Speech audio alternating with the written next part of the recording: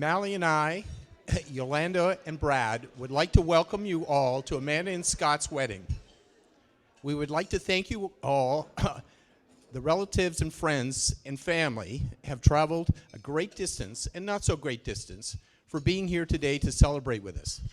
Amanda and Scott came all the way from BC to be with us today.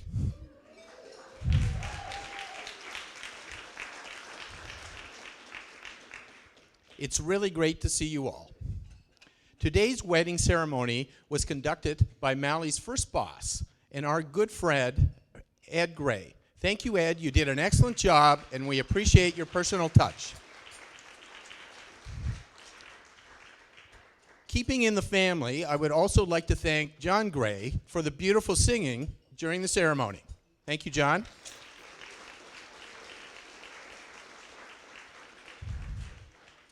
A lot of effort goes into making this a special day, and I would like to thank my wife, Mally, for all her hard work, creativity, and special personal touches she brought to this wedding.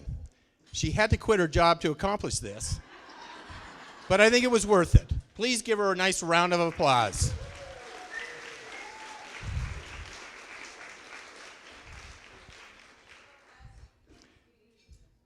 And of course, we'd all like to thank Brad for the open bar.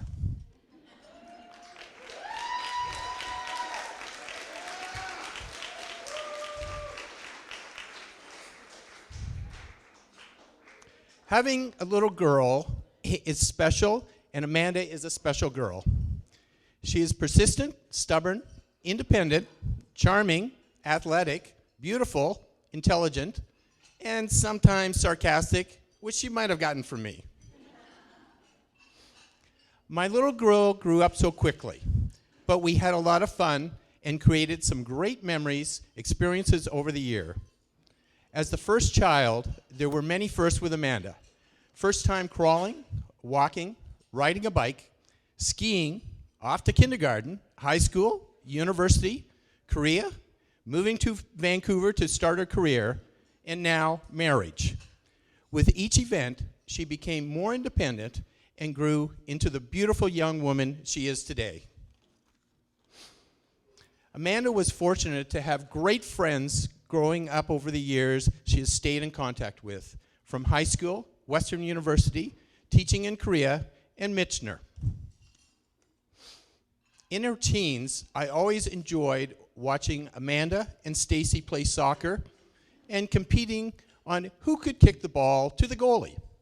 Not who could score, but who could hit the goalie. Then trying to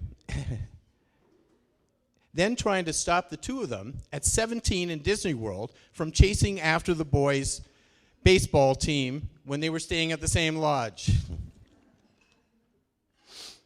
I also remember going to David and Sherry's ski chalet in Tremblant over New Year's, where Amanda and Melody created a game of who could push Amanda's 10-year-old younger brother, Jordan, off the sleigh ride the most times. Poor Jordan ran behind the sleigh in the snow for most of the whole ride.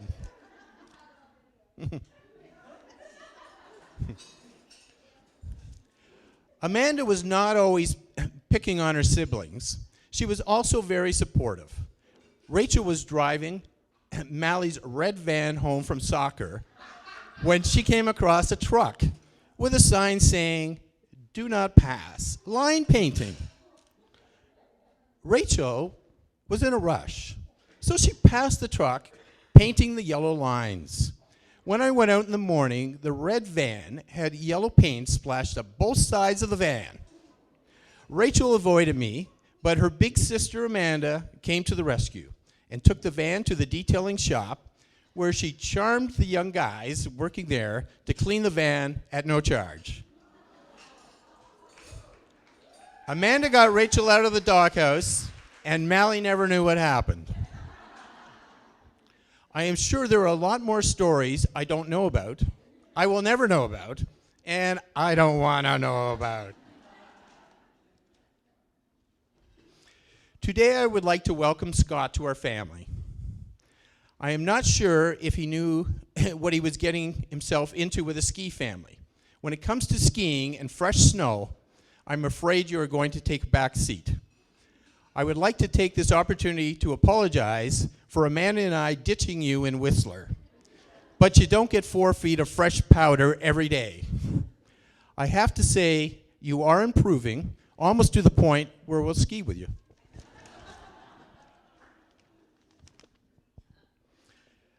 I was a little apprehensive when Amanda told us she accepted a job in Vancouver, and Scott was going to quit his job and move to Vancouver with her. New city, new apartment, no job. Within 3 weeks, Scott got a better job than he had in Ontario, and he didn't settle there. 6 months later, he applied and was offered an even better job in correctional services. You have made your parents and all of us proud of you. I believe Scott is on the right track in making this commitment to marriage. When he asked me for Amanda's hand, he was very sincere in saying that he wanted to marry Amanda because she was his best friend. Sorry, Mike.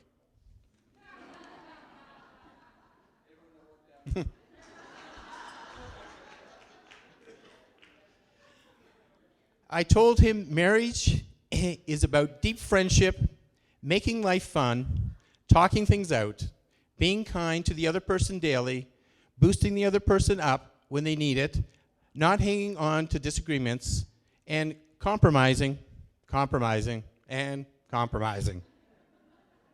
Marriage is not always about love, but it depends on love to keep it alive.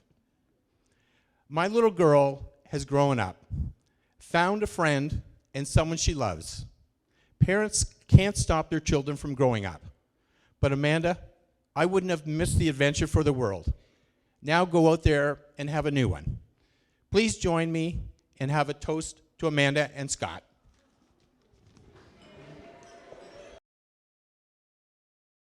Grade 9 at Newmarket High School. Amanda was the sporty one, while I was the band geek. I remember the day, shortly after finishing university, that Amanda told me she was going to Korea to teach English. I was first nervous and scared for her.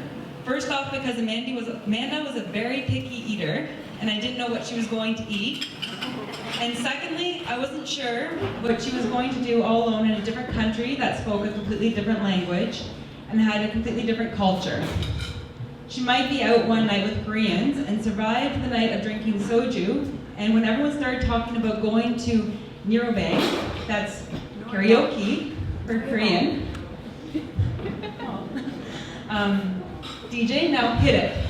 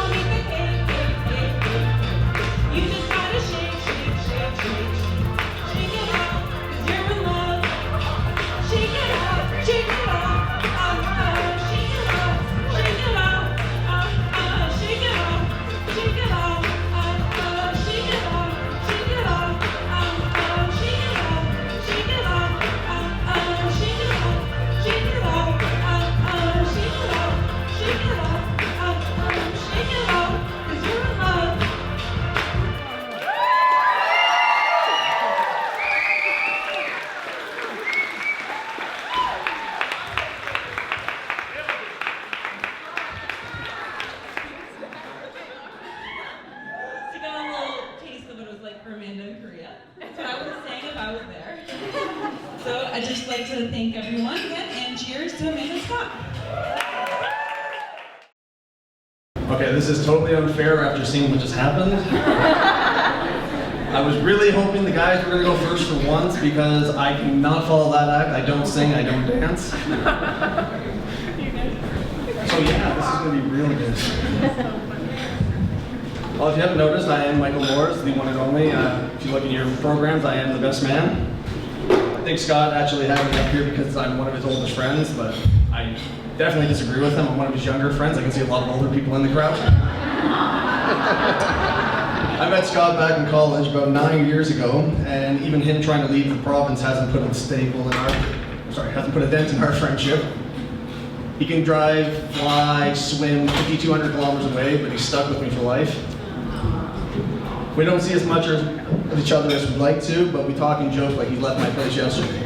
Nothing changes, and we keep it the same. Kind of like small towns.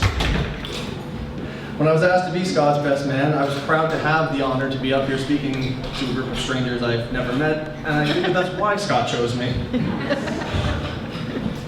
But rambling incoherently to a group of people I've never met is usually my strong point, as I don't back down from a challenge from Scott. But if I can get a couple laughs and hopefully do it a little bit of justice, I think I'll do all right. Scott and I have been through a lot together, and especially during college. Growing imaginary tomato plants and fence disputes. He shot me in the face with a pellet gun. I think that was the same day.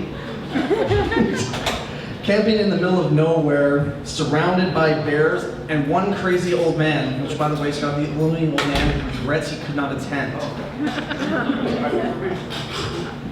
I'll dwell a little bit into that one. We went camping, this must have been 5-6 years back, and we were about 20 kilometers off the beaten path. We drove vehicles that had no business being out in the bush, and Scott had to go to the bathroom, but he refused to go anywhere near our campsite. And even though we had seen 3 bears camping that we refused to tell anyone else about, he decided to trek 20 minutes into the bush to lean against a tree and relieve himself. To his dismay, he was approached by an elderly gentleman about 70 years old, would you say?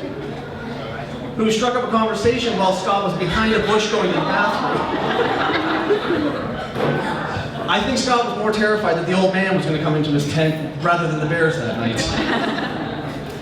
One of my personal favorites was a trip to North Bay, and this one is not for the faint of heart. We met a creature that we will call the chupacabra, and it will stay that way because only me and Scott and a select few will know what that means. I've only known Amanda for a short time, but I've always felt as though I've been family because that's what she does. She makes you feel completely at ease with yourself. You're allowed to be yourself, and you're not expected to be anyone else. She's kind, she's comfortable to be around, and you never have to fit in. Because you know you'll be loved and accepted regardless of what you do. And I've been told that many times by Amanda, as I was told, I will have the ring, do you have the ring, don't lose the ring, where is the ring? And I still brought the ring, we're good. She's one of the kindest and patient people I've had the privilege of meeting, and she's going to need those patience with Scott.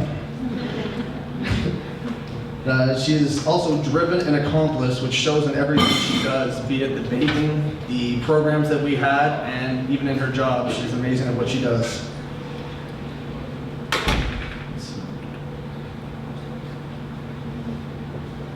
Oh, I missed my punchline, sorry. The mountain of cookies that could put Mr. Christie out of business also.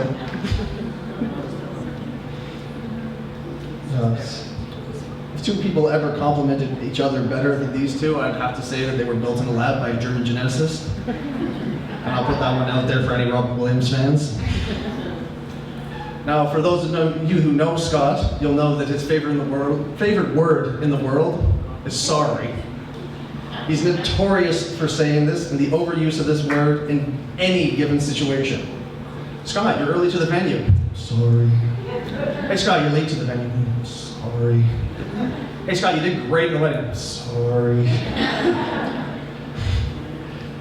I'm under the strong influence that if this word did not exist, Scott would be a mute. But Scott, let's cut to the point. What do you have to be sorry about? Sorry you're a great friend? Sorry you're a loving son? Oh no, sorry you're going to be the best husband a man can be. The only people here that should be sorry are the ones that don't get to be a part of your life. I wish you the best going forward, and here's to you.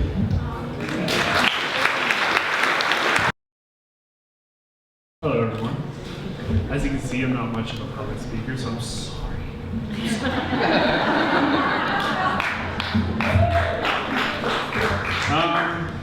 So Ben and I would like to thank all of you for coming today. A big thank you to those who traveled afar, took the day off work, spend it here with us, but we're worth it obviously. It's great to see all our favorite people here in one place. All our kind words and best wishes and generosity have been amazing. It means a lot to us, so thank you everyone.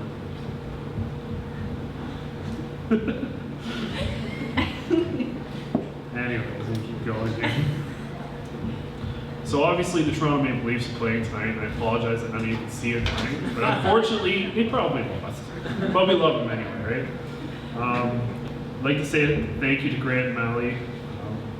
Thank you for raising the most amazing and beautiful daughter.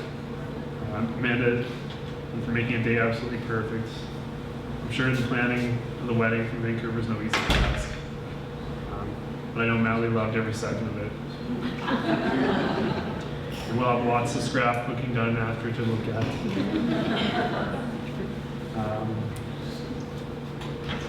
Thank you for taking me into the family, making me part of your own.